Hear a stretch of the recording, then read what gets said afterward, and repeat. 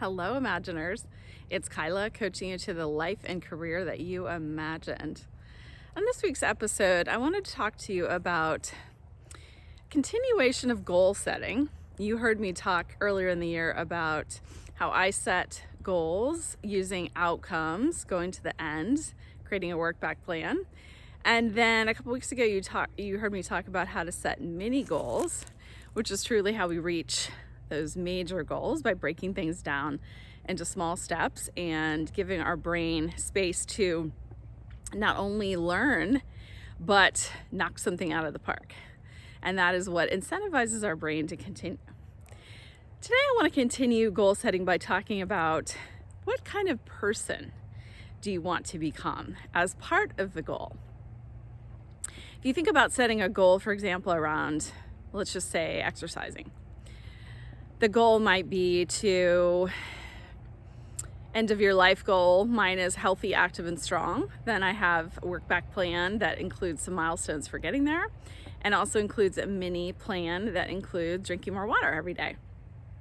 But I also love to think about what kind of person would that person be? So the person who is healthy, active, and strong at the end of their life, the person who drinks water, commits to drinking water for 30 days and consistently stays committed to that, learns along the way. It doesn't mean she might not miss a day, but she has set a goal and commits to it.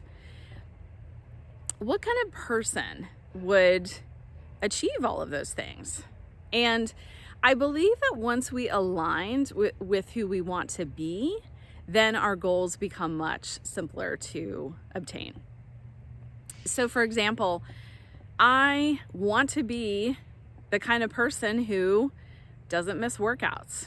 I want to be the kind of person who continues to be present in her life. This is something that I've been working on seriously for the past couple of years. And part of being the person who is present in her life is a person who spends a lot more time outdoors, which I am doing today. I've been working outside today.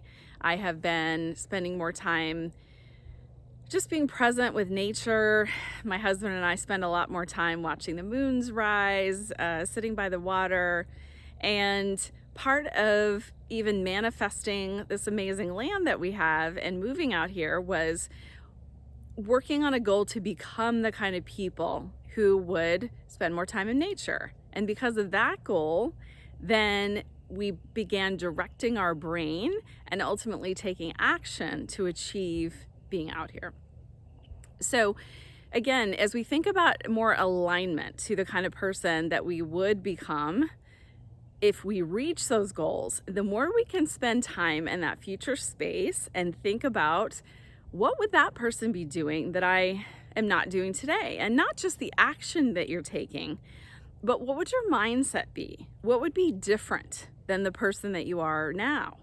And closing that gap, creating those bridges in the beliefs of who you are now and who you want to be, is another piece of the puzzle to easily reaching your goals. And again, we can apply these to our dream career, our dream life. So I want you this week to think about, if I was living my dream career in life, what would be different about the kind of person I am today versus the kind of person that I would be then? What kind of characteristics and traits would I have that are different? And then I want you to think about, how would I slowly start to close that gap? And we want to always do it with love and encouragement to ourselves versus any form of, why haven't I done this before? Or I wish I could be that person now. We want to do it in the way that we would encourage a friend or someone that we love. So on the road to your life imagined, I hope that you will take a small step this week to considering and moving toward the kind of traits and characteristics of the person who has the dream life and career that you imagined. In the meantime, check out my website at kylamartinconsulting.com. I would love to schedule a free consult with you and talk about moving closer to your life and dream career. You know, I am cheering you on. Take care.